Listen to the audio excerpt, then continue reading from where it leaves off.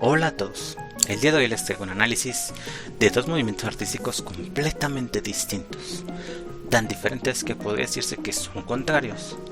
Estoy hablando de las escuelas del constructivismo y del surrealismo, mismas que hasta el día de hoy siguen siendo inspiración para muchos artistas.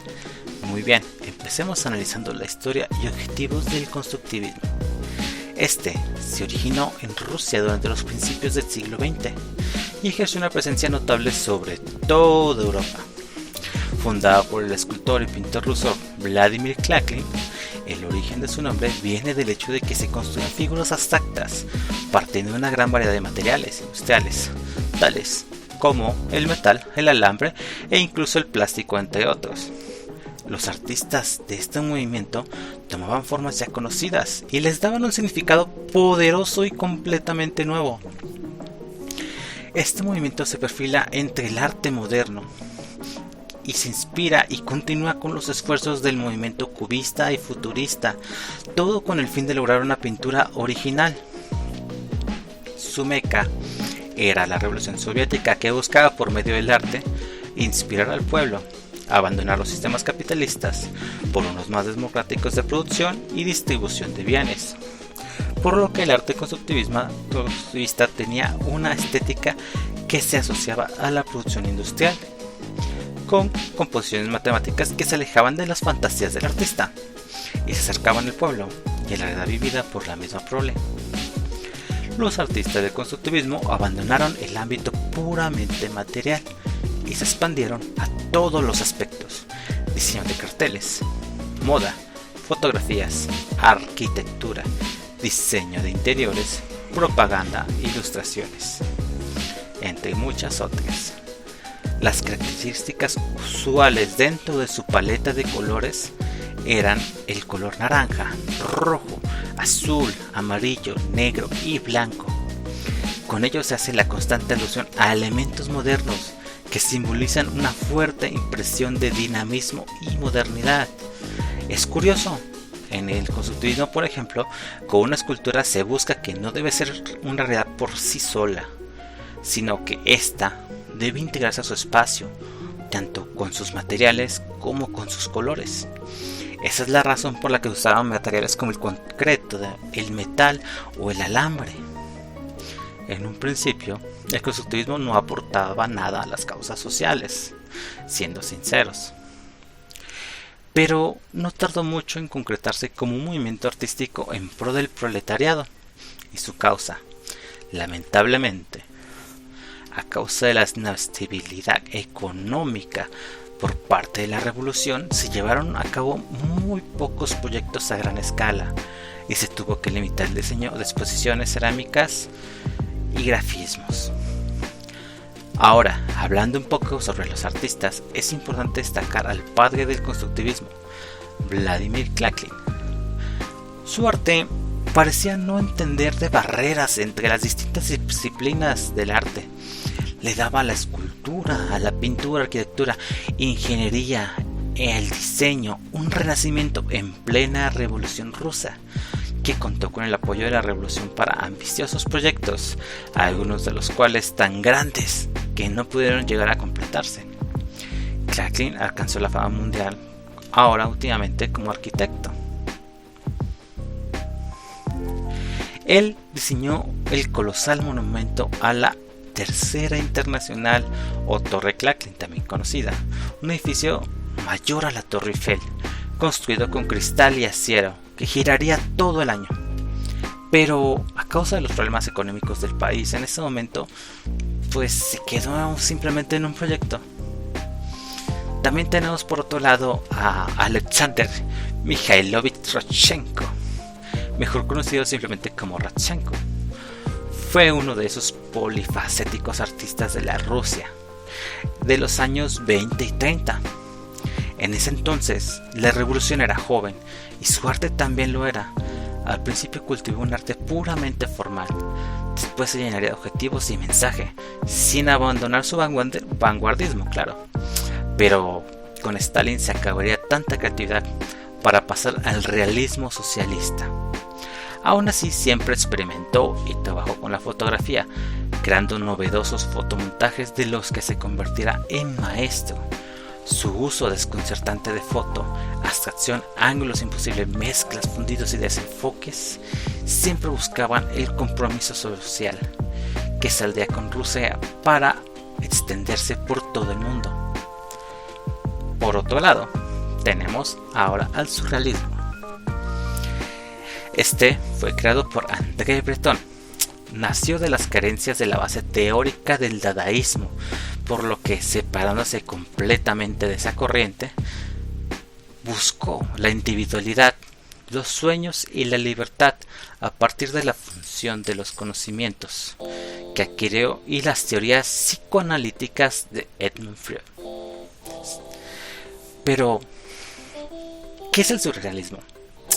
Bien, pues la fluidez de la conciencia, donde los pensamientos no solo influyen inconscientemente, sino que plasman lo que verdaderamente pasa por la mente del autor, despojándose de cualquier tipo de censura y represión creativa. André, basado en la premisa de cambiar la vida, creó el manifiesto surrealista, mismo que expresa. Se basa en la creencia en la realidad, superó de ciertas formas de asociación desdeñadas, hasta aparición del mismo.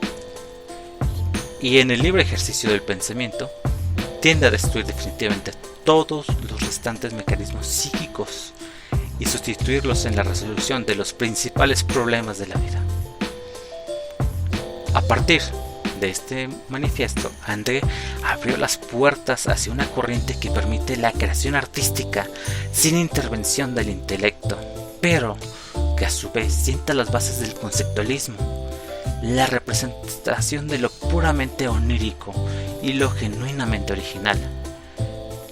Pero, ¿es que acaso todos los artistas dentro del surrealismo pintan lo mismo? Realmente no existe un estilo definido para el surrealismo. Pero para los artistas que comprendieron esta corriente se sustentaban principalmente dos vertientes, por las cuales los artistas se distinguen en su forma de ver el mundo. La primera se llama la automática. Esta es caracterizada por la concepción instantánea y fluida que buscaba plasmar universos y figuras propias. Después viene la naturalista, que buscaba una versión hiperrealista del inconsciente y de los sueños. Además, entre sus características de ambas vertientes tenemos, primeramente, mezcla de conceptos, objetos o sentimientos que la razón y la lógica mantienen separados. B. Los artistas dan mayor importancia al misterio, lo absurdo, lo paradójico y la destrucción. C. Ensamble de objetos y collage. D. Uso de la técnica cadáver exquisito, que consiste en dibujar diversas partes de una figura o texto. E. Obras con pensamiento crítico a la vida moderna.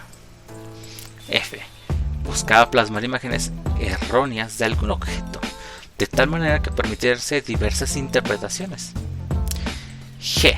Los objetos representados en las obras de arte carecen de su significado tradicional.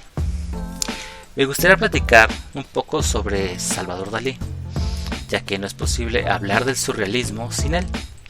Él afirmaba en sus propias palabras: el surrealismo soy yo. Y lo más surrealista es que es una afirmación probablemente cierta.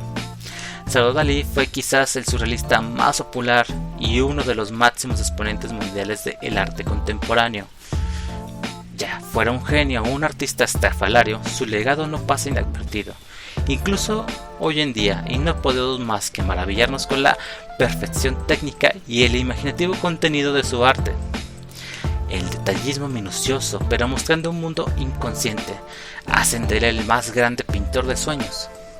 Su naturalismo, tomado por sus ídolos Rafael y Velázquez, tiene una enorme pasión por la ciencia y las asociaciones delirantes, cuya ambigüedad provoca diversas interpretaciones. Son solo algunos de los rasgos de su arte.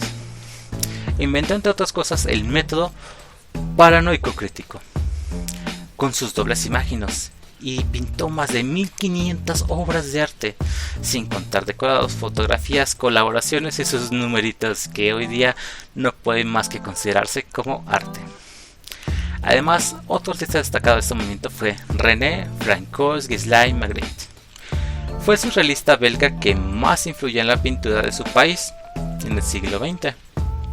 Sus diferencias, sus imágenes diferentes a las de otros surrealistas no estaban inspiradas 100% en sueños, sino que Magritte destilaba la realidad sacando su esencia y consiguiendo por un lado imágenes absolutamente sorprendentes e ingeniosas y por otro el cuestionamiento mismo de esa realidad. Magritte fue, por así decirlo, un surrealista conceptual muy interesado en la ambigüedad de las imágenes, de las palabras y en investigar la extraña relación entre lo pintado y lo real. Para ello explora lo que hay mágico dentro de lo cotidiano. Como pueden ver, ambos movimientos artísticos fueron absolutamente contrarios uno del otro. Pese a encontrarse bajo el mismo siglo y los sucesos de la Primera Guerra Mundial, no obstante, el arte siempre es un reflejo y consecuencia de la época en la que se está viviendo. Ustedes analicen y descubran por sí mismos los detalles detrás de estos movimientos. Por ahora me retiro y lo esperamos en el siguiente análisis.